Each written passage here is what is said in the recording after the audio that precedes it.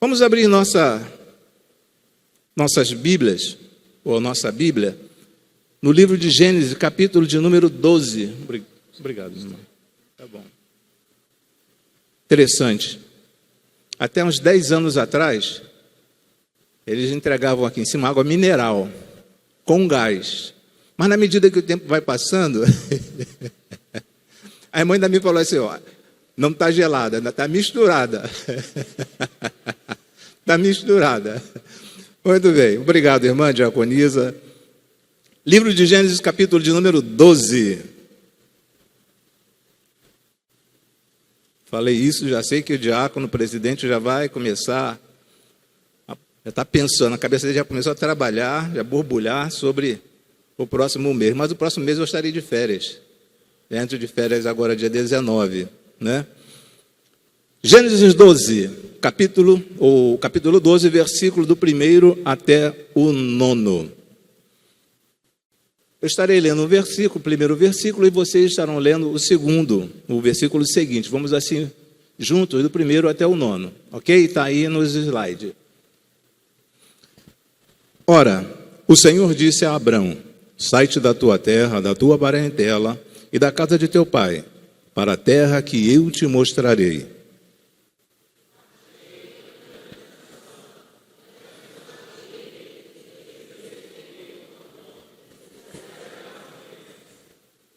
Versículo 3, e abençoarei os que te abençoarem, e amaldiçoarei os que te amaldiçoarem, e em ti serão benditas todas as famílias da terra.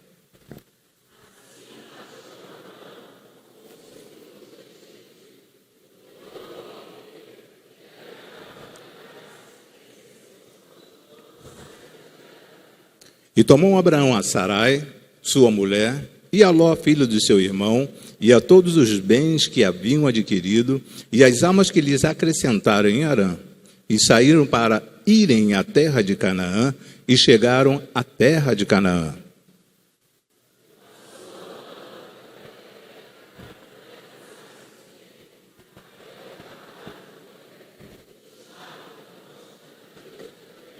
E apareceu o Senhor a Abrão e disse, a tua descendência darei esta terra. E edificou ali um altar ao Senhor que lhe aparecera.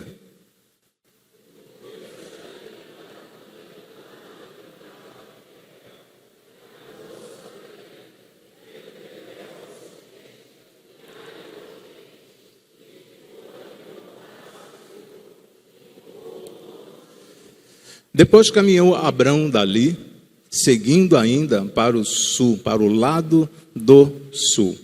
Vamos orar. Pai querido, mais uma vez queremos te render graças pela liberdade da leitura da tua palavra. Sabemos que em alguns países, ó Senhor Deus, não da nossa América, mas em alguns países, ó Senhor Deus, tem a dificuldade, a enorme dificuldade de ler da tua palavra, a liberdade para ler a tua palavra, ó Senhor. Muito obrigado, ó Senhor Deus, por esta oportunidade concedida a cada um de nós. E que possamos e venhamos a aproveitar, ó Senhor Deus, esta liberdade. Porque não sabemos quando, ó Senhor Deus, mas pode surgir um tempo, segundo a Tua palavra, onde nós teremos dificuldade de estar lendo a Tua palavra, Senhor. Muito obrigado por tudo quanto tens feito a cada um de nós. E que estas palavras, ó Senhor Deus, que são Tuas, não minhas, possam tomar assento no lugar, no coração destas pessoas, ó Senhor. Nós te agradecemos e te suplicamos em um nome por amor de Cristo Jesus. Amém e amém, Senhor. Eu vou pedir ao irmão Antônio que retorne lá no versículo de número 2. E vamos trazer esse versículo para nossas vidas. Versículo de número 2. Isso. Observem esse versículo. E fartei uma grande nação, e abençoar-te-ei, e engrandecerei o teu nome, e tu serás uma bênção. O Senhor Deus aqui não está falando assim, ó, vocês serão uma bênção. Mas está colocando diretamente para cada um de nós. Quer seja esposo, quer seja esposa. E tu serás uma bênção. Então, contextualizando esta palavra, trazendo para os nossos dias, você é esta pessoa que Deus está contando. E através de você, a tua família será uma bênção. Aqui Abraão, ele tinha de tudo para permanecer aonde estava. Vamos chamar assim de zona de conforto. E muitas pessoas não querem sair da zona de conforto para uma melhora na sua família, para um crescimento na sua família. Não quer abrir mão de alguns valores, não quer cortar o cordão umbilical para poder prosseguir a nível de família. E o Senhor está sendo bem específico aqui, ó. Tu serás uma bênção. Vocês serão uma bênção. Ele não está falando isso. Tu serás uma bênção. E olha, estão caminhando, estão mandando vocês para uma terra. E aqui o Senhor não está falando assim, ó, vou te dar as diretrizes, vou te dar o GPS, vou te botar você aí no GPS para que você alcance, no Waze, para que você alcance, chegue nesta terra. Não. Era um desafio que ele teria que alcançar. Um desafio que ele teria que transpor. E o casamento também é algo comparado com a vida de Abrão. Ele sai de um lugar para um outro que ele não conhece. E nós entramos no casamento sem saber o que vem pela frente. Ninguém já pode imaginar assim, ó, daqui a 5 anos já estou assim, porque eu vou caminhar. Algo que você não tem como medir. Você pede, nós pedimos ao Senhor Deus. Mas é nessa trajetória que os obstáculos vão surgindo e nós vamos transpondo. Vamos ultrapassando esses obstáculos. E conseguimos chegar lá. Porque nós não estamos sozinhos. E a própria palavra que diz, serás uma bênção. A tua família será uma bênção. E a nossa família precisa ser uma bênção. Porque é uma promessa de Deus. Não é uma promessa do homem. É promessa de Deus. Nós precisamos olhar para esse texto, embora esteja no Antigo Testamento. Algumas pessoas acham que o Antigo Testamento é algo que já ficou para trás, mas é algo real. É dos nossos dias, do século 21. Quando ele fala, tu serás uma bênção, é para esse tempo presente, para hoje. Ele quer e ele espera que cada um de nós sejamos esta pessoa a nível de colaborar ou corroborar, como os irmãos queiram entender, para que a nossa família verdadeiramente cresça, que a nossa família verdadeiramente seja estruturada. Mas eu preciso cumprir algumas situações que Deus coloca para cada um de nós. E eu quero meditar com os irmãos nesta noite sobre esse tema, promessas de Deus. Promessas de Deus. Uma das promessas do Senhor Deus, que tu serás uma bênção. Ok? E aí podemos, nesse próximo slide, nos diz assim, ó, podemos dividir as promessas em 3 momentos. As promessas de Deus em 3 momentos. Existem etapas que nós passamos dentro do nosso casamento. Existem momentos que nós passamos em nosso casamento. Tem momentos que, como se fosse traçar um gráfico de um setênio, de 7 em 7 anos, um gráfico, momento que nós estamos subindo, e existem momentos que nós estamos descendo. Daqui mais um tempo, novamente, nosso casamento está em ascensão, e de repente nosso casamento está em declínio. Então, o nosso casamento é assim. O bom seria que estivéssemos sempre em ascensão, sempre crescendo. Mas em todas as famílias, chega um determinado momento em que tem uma situação difícil. Surge um empecilho, surge um problema, surge algo dentro de uma incompatibilidade de opinião. Porque nós somos diferentes. Nossa maneira de pensar é diferente do esposo e da esposa. Não é porque nós casamos que o teu pensamento é igual ao da sua esposa. Não, é diferente. Porque nós viemos de famílias diferentes, viemos às vezes de estados diferentes, formação diferente, cultural, social. A própria educação da família é diferente. Mas Deus coloca essa pessoa ao nosso lado e fala assim para cada um de nós, ó, tu serás uma bênção. Não sou eu que estou falando assim, ó, tu serás uma bênção. É a própria palavra do Senhor que está falando, tu serás uma bênção. E dentro dessa divisão aqui, em 3 momentos, o primeiro momento é o tempo de Deus. O primeiro momento é o tempo de Deus. Deus prometeu que Ele seria pai de muitas nações. Houve uma promessa de Deus. Você será pai de muitas nações. Quando nós casamos, geralmente, lá com um pastor na igreja, ou lá com um padre, onde quer que você tenha casado, geralmente você é abençoado. Geralmente, ele lança uma promessa sobre a sua vida. Promessa essa já contida na Bíblia, mas lança para você. Então, Deus prometeu que ele seria pai de muitas nações. Ele ainda não tinha filhos. A sua esposa era estéril. Sua esposa era estéril. A esposa dele era estéril, não conseguia ter filhos. E Deus falou assim, ó, Deus prometeu que ele seria pai de muitas nações. Aí o que acontece? Somente 25 anos mais tarde, isso vem acontecer, que está em Gênesis capítulo de número 21. Somente 21 anos mais tarde, isso vem acontecer. Então, às vezes, nós queremos que o nosso casamento seja estruturado da noite para o dia. Queridos, é um processo, mas esse processo depende não somente de um dos cônjuges, depende dos dois, depende de cada um, para que possamos entender o que o outro está pensando, procuramos decodificar, que às vezes dá um trabalho para você entender qual o pensamento da esposa, qual o pensamento do esposo, é um trabalho muito grande, e às vezes nós precisamos abrir mão, nós precisamos ceder, para que possamos caminhar dentro do nosso casamento. Existem momentos que às vezes você não concorda com aquela situação. Você não concorda.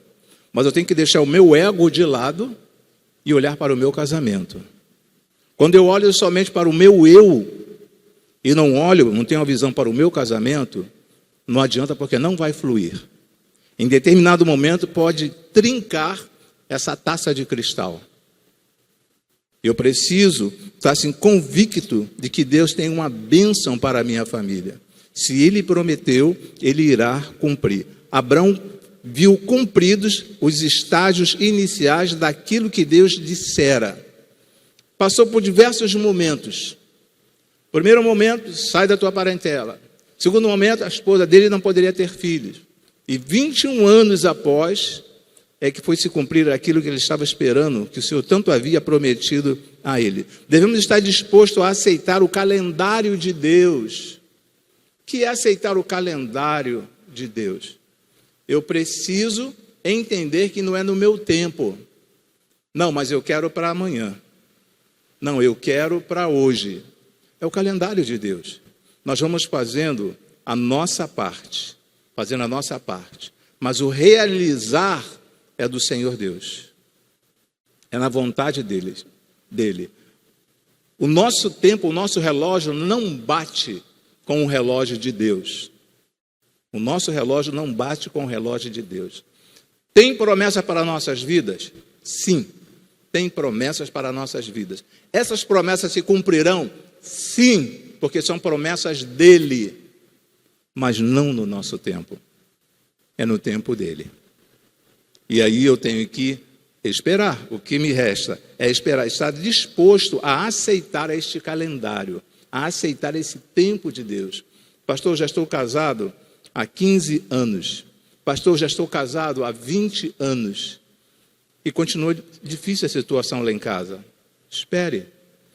De repente, a dificuldade não está no tempo para a promessa chegar até a cada um de nós. Mas, de repente, a dificuldade está entre um dos dois. A dificuldade está entre um dos dois.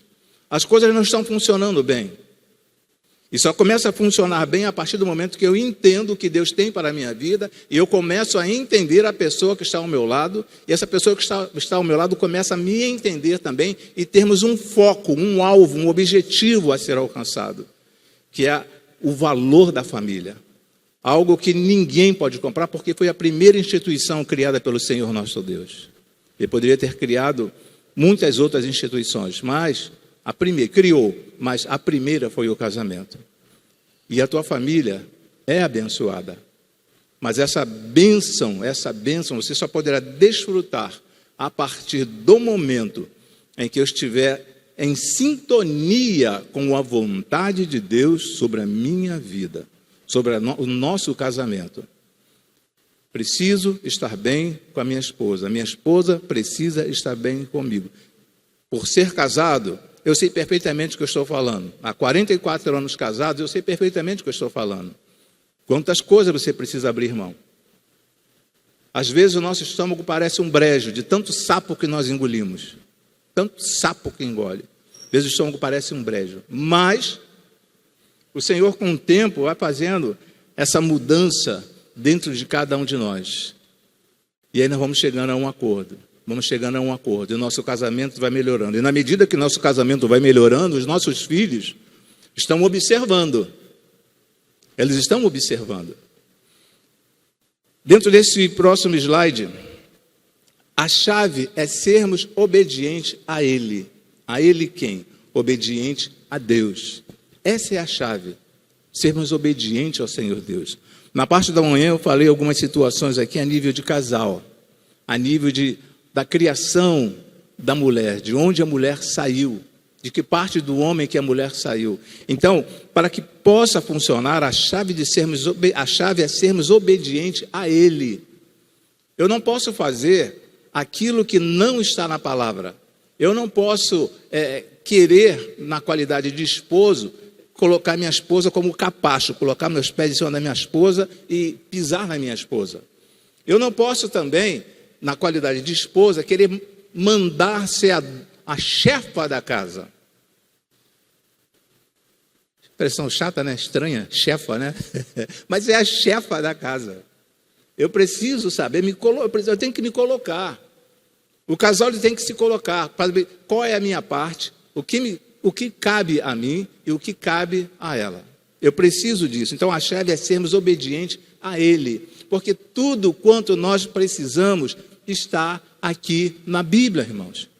Se você quer ter uma vida 100% melhor, ter o casamento 100% restaurado, isto é, se tiver alguma situação adversa nele, leia Provérbios, tem 31 capítulos. Leia um capítulo por dia. Todos os dias eu leio um capítulo. Terminou o mês, no próximo mês, leia novamente. Aí você vai ver o que é obediência e o que é ter uma vida diferente na presença do Senhor Deus. A obediência não consiste apenas em eu pegar a Bíblia, abrir, ler a Bíblia, fechar a Bíblia, orar e PT,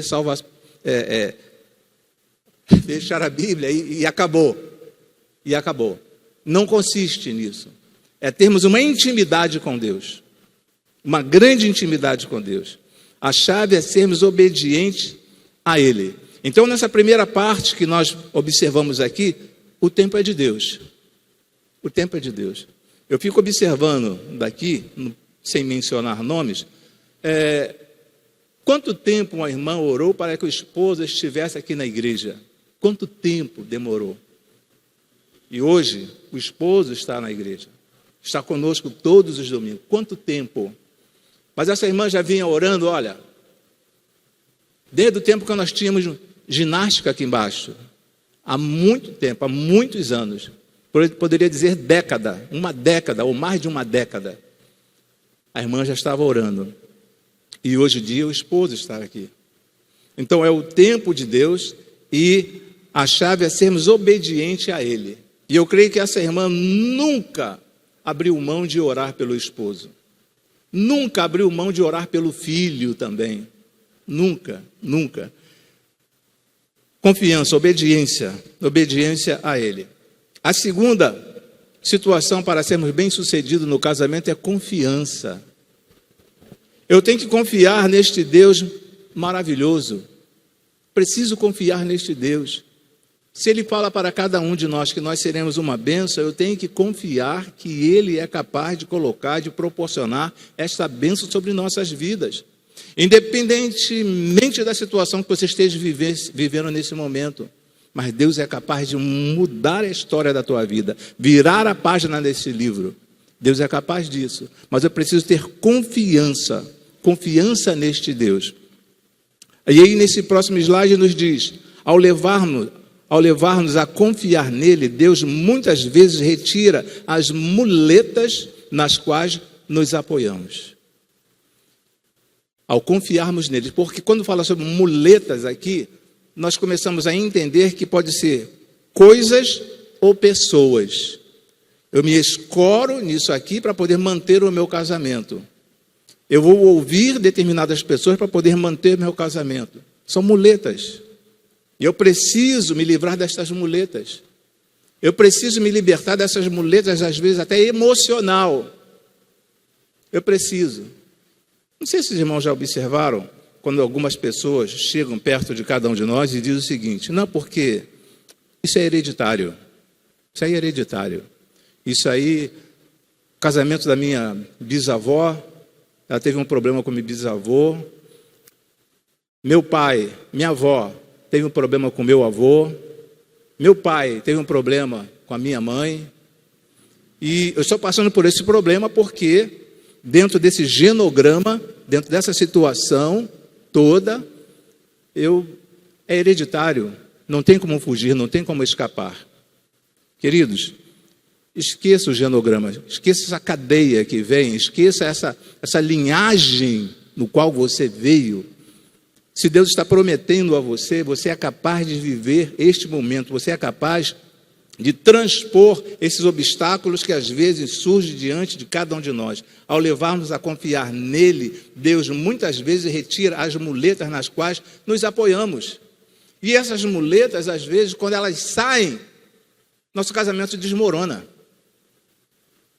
Porque nós estamos confiando nas pessoas ou em coisas, não no nosso Criador, não no nosso Deus. Eu tenho que confiar nele. Problemas irão surgir? Sim, irão surgir. Problemas serão apresentados? Sim, serão apresentados. E existem profissionais na área que podem te ajudar quando você estiver com dificuldade. Ah, não, mas se a minha psicóloga me largar, eu não sei o que vai ser do meu casamento. Se o meu terapeuta me largar, eu não sei o que vai ser do meu casamento. Se eu não tiver em casa esse objeto aqui, isso aqui, meu casamento vai acabar. Você tem que crer em Deus. Muitos confiam em cavalos, muitos confiam em coisas, mas nós precisamos somente confiar em Deus. Tudo dá certo quando nós confiamos em Deus. Tudo dá certo quando nós seguimos as orientações bíblicas. Quando eu falei na parte da manhã daquele prédio que desabou em 22 de fevereiro de 1998, Sérgio Naia, o projeto estava perfeito. Mas o material utilizado não era perfeito, não era de boa qualidade. Assim é o nosso casamento.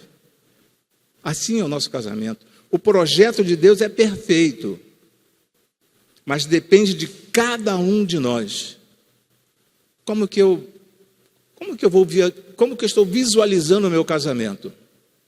Quando as pessoas chegam para conversar comigo lá no gabinete, assunto conjugal ou matrimonial, a primeira coisa que eu olho, se estão casados ainda, chegam lá para conversar, a primeira coisa que eu olho é para a mão, para ele estar usando aliança.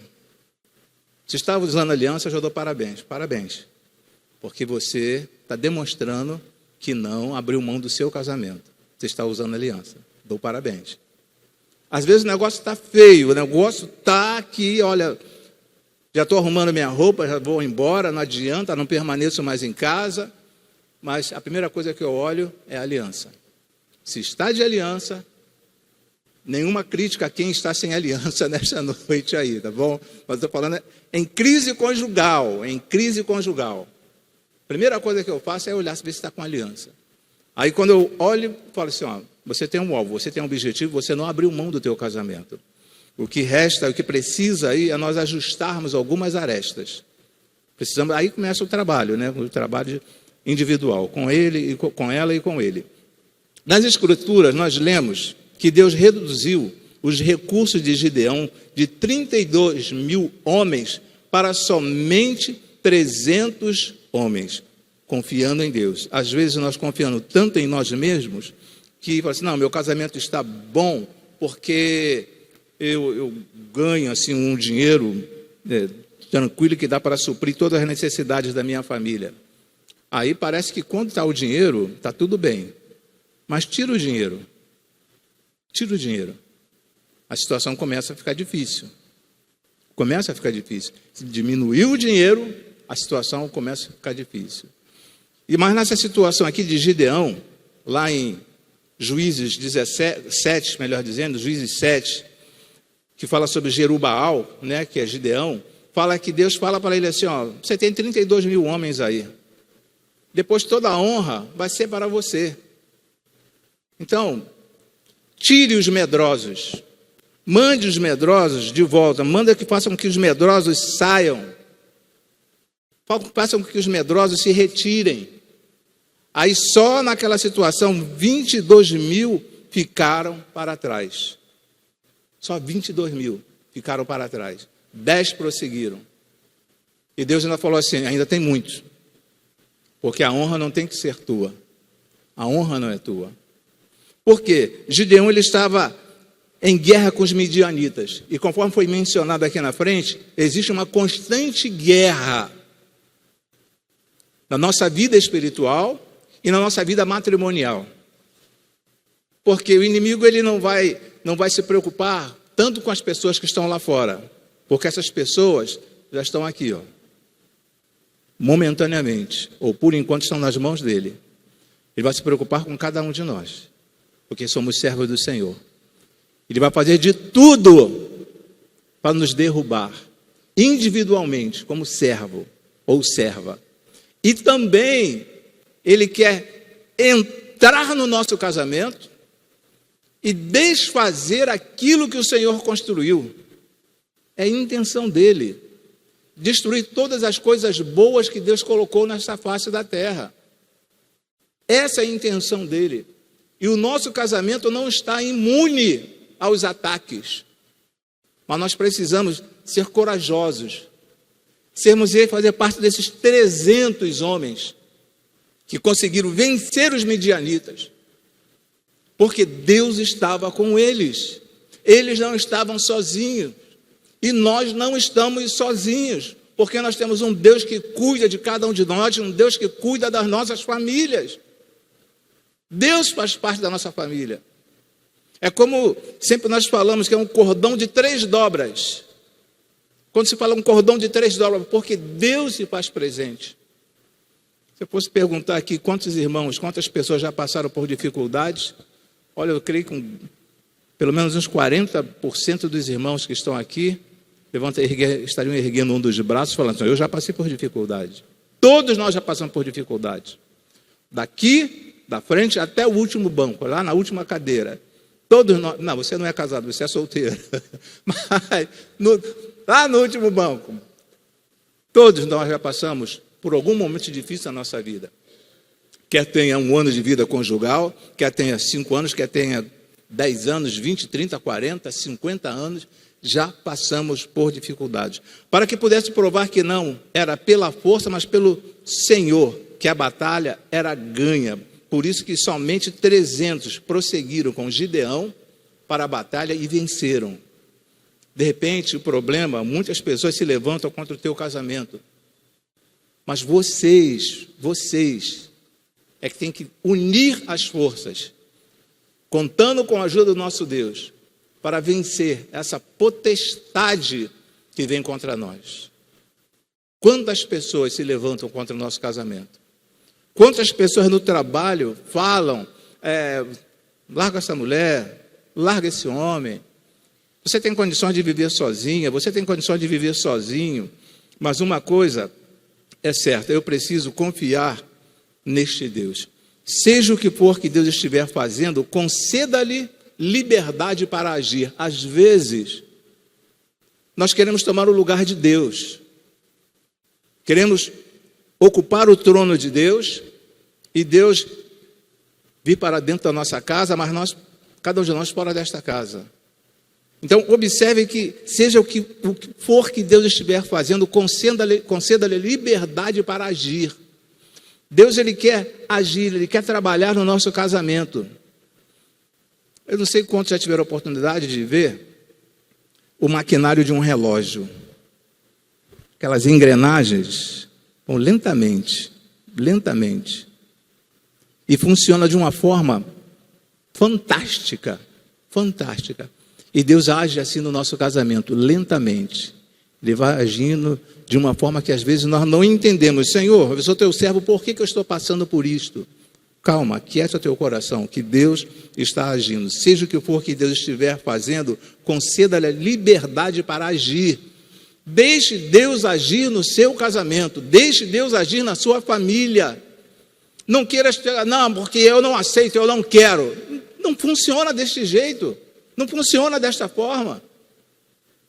Não vamos chegar em nenhum lugar. Eu não aceito, tem que ser do jeito que eu quero. Não vamos chegar a nenhum consenso, irmãos. Eu preciso abrir mão, às vezes, de algumas coisas para que o meu casamento possa fluir. Porque se eu não abrir mão,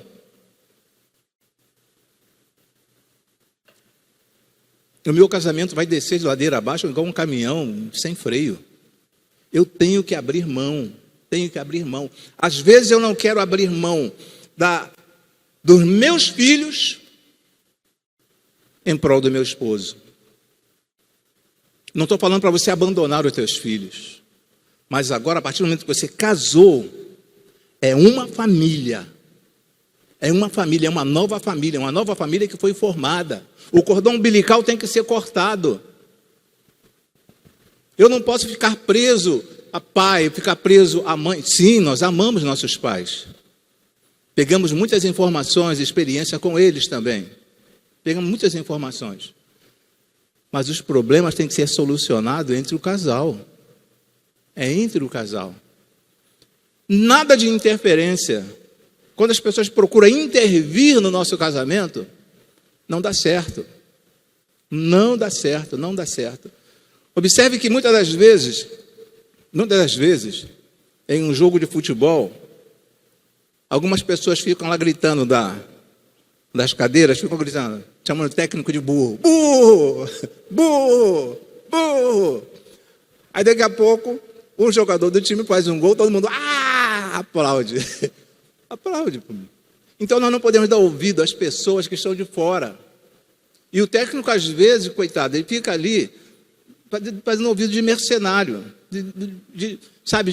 Não está ouvindo, prestando atenção no que estão falando dele. Ele sabe o que está fazendo. Ele sabe que pode mudar a estrutura do time dele.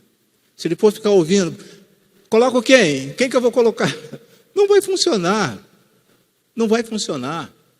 Porque ele já tem um esquema dele. Assim é o casamento. Algumas pessoas querem interferir no nosso relacionamento conjugal ou na nossa família. E não vai funcionar. Eu preciso confiar somente em Deus, ter confiança em Deus. Deus é capaz de solucionar os problemas existentes na minha vida, na minha família. Eu tenho que confiar nele. Uma outra situação, até 3 situações que eu falei, né? Outra situação é motivação.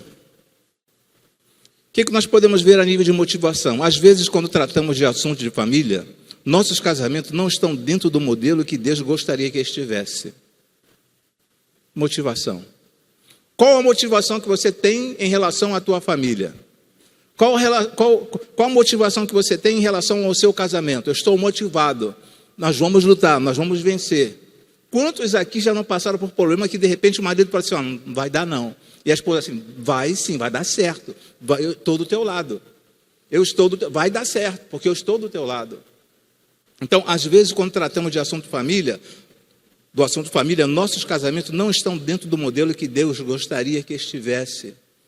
O Senhor Deus não se agrada quando Ele olha dos altos céus e vê um casamento, sabe, indo embora, o amor se esfriando, a ponto de um ir para um lado e o outro ir para o outro lado. O Senhor Deus não se agrada com isso. Às vezes, quando tratamos do assunto família, nossos casamentos não estão dentro do modelo que Deus gostaria que estivesse. Qual o modelo que Deus gostaria que nosso casamento estivesse? O modelo segundo a vontade e o querer dele. Se ele falar, vai ser uma bênção, que a nossa família seja uma bênção para as pessoas que estão próximas a cada um de nós. Quando o Senhor Deus fala com Abraão aqui que ele seria uma bênção para as famílias, não a parentela dele, mas também para todas as pessoas que estariam próximas a Ele. E é justamente isso que o Senhor Deus quer para cada uma das nossas famílias aqui desta igreja. Que você possa ser aquele farol que às vezes nós colocamos aqui no culto, não é formatura não, noite de alcance, né? A nova nomenclatura agora é noite de alcance. É que nós sejamos um farol para as famílias que estão próximas a nós. Que possam olhar para vocês jovens e falar assim: meu Deus do céu, essa menina acertou na loteria. Esse menino não acertou na loteria não, é coisa de Deus. É coisa de Deus. Até porque ninguém joga na loteria, né? Evangélico não joga na loteria. É coisa de Deus. É coisa de Deus. Quando nós permitimos que Deus trabalhe na nossa vida, tudo flui normalmente.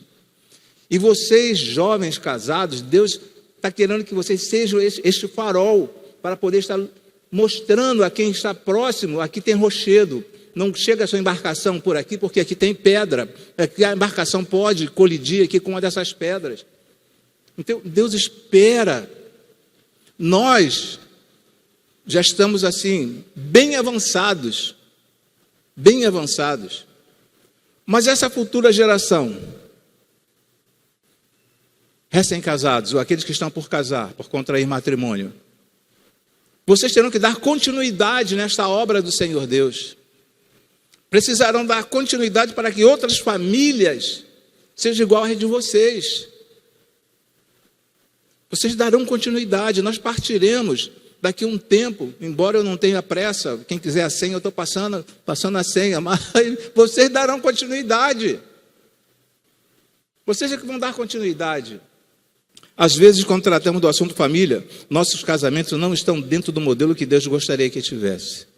E com toda certeza, se formos em diversas ou mais variadas denominações que nós temos aqui em Belford Roxo ou na Baixada Fluminense, formos nessas igrejas, vamos encontrar casais com dificuldades. E na medida que o tempo vai passando,